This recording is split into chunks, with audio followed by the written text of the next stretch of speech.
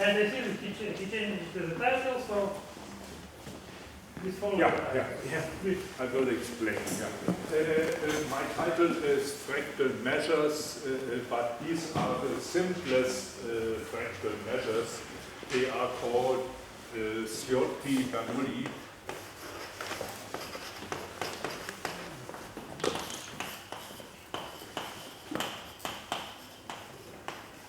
And I have chosen to take only the simple examples.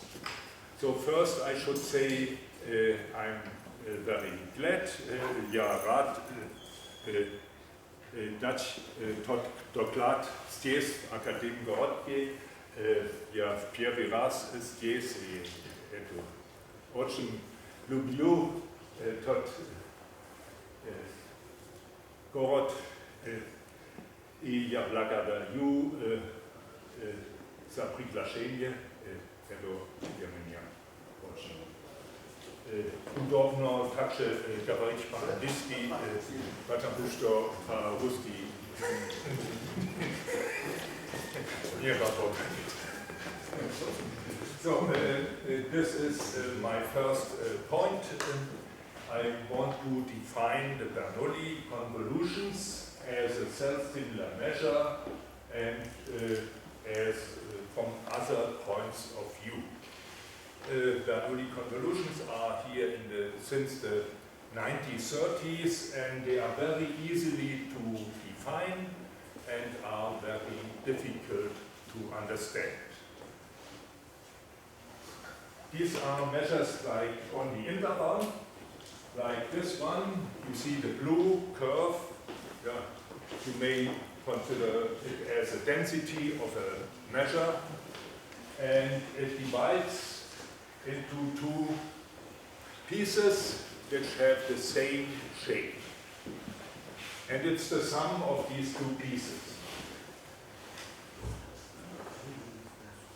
And we have a parameter t which goes from 0 up to 1, and for each parameter we have one such measure.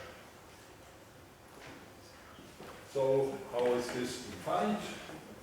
We have two contraction maps on the interval. These are just linear maps, tx and tx plus 1 minus t, with fixed point in 0 and in 1. And we have this equation. This equation was introduced by Hutchinson in 81. And it has a unique solution for probability measures, and this is called the self-similar measure with respect to the mappings at 0 and at 1 and the probabilities, and I take the simplest probabilities 1/2 and 1/2. For instance, when we have t equal 1/2, then we get the Lebesgue measure. Because the Lebesgue measure divides into two pieces, left piece, right piece, and they are equidistribution on the left piece and on the right piece. So this is simple. When you have t smaller than 1/2, then you get an equidistribution on a Cantor set. Because you see, you divide the whole thing to 2 halves, and one goes to this piece, then you have here 1/2, and here you have 1/2 of the probability measure. Then you divide further, 1/4, 1/4, 1/4, 1/4, and so on, and you get this R measure on the Cantor middle set. So this is not so interesting because these measures are well known, but the interesting case is t larger than 1/2. There we have the overlapping case, where the two pieces will overlap, as in our first picture, and this is not well understood. So we can consider these Bernoulli convolutions as the brothers and sisters of the Lebesgue measure on unit interval. Unknown brothers and sisters. So just to give you a feeling how we would construct them, we take half of the measure to this interval, half of the measure to this interval, and we would get something like that in the first stage. Then we have, again, we do the same with the subintervals. We have 1/4, 1/4, and we get more overlaps there. Yeah, in the next stage, you get more overlaps, and the overlaps themselves will also intersect each other, and this is the combinatorial problem, which makes things difficult. So there's a probabilistic view.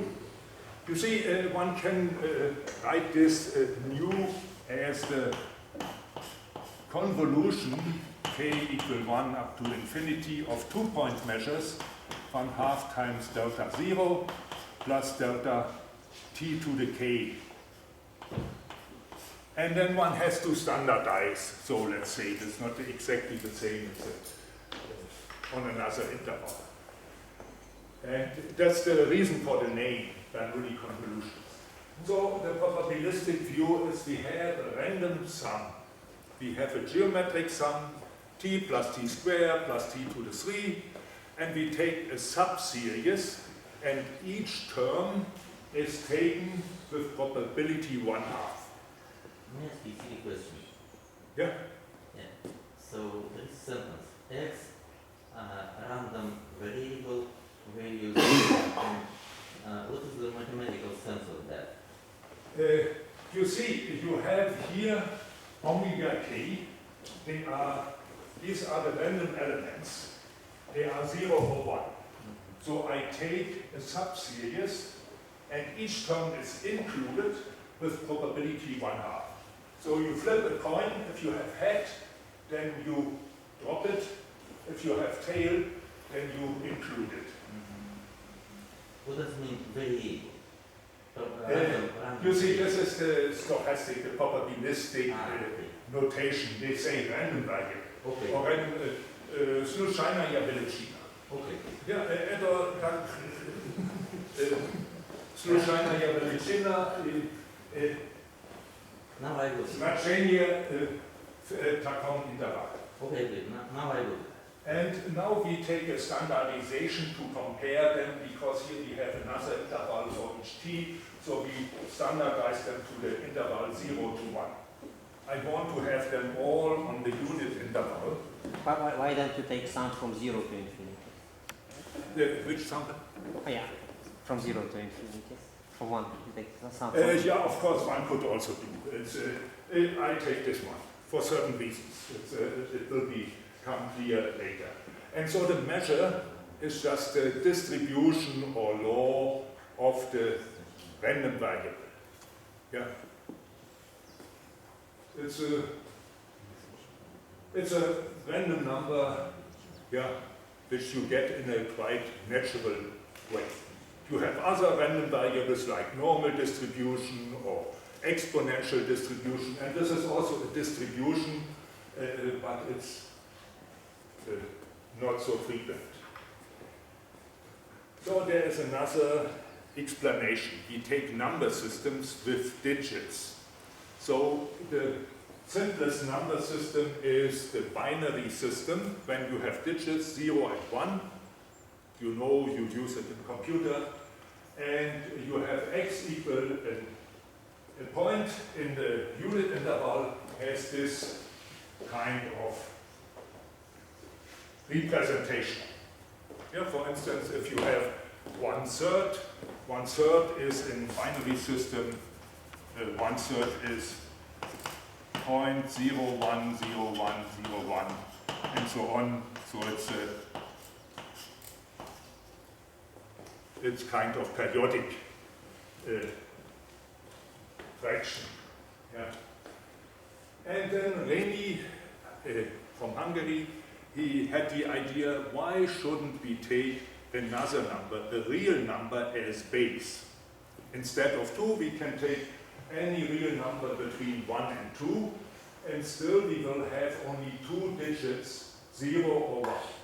So I forgot to say that the binary digits, as well as the AK, should be either 0 or 1.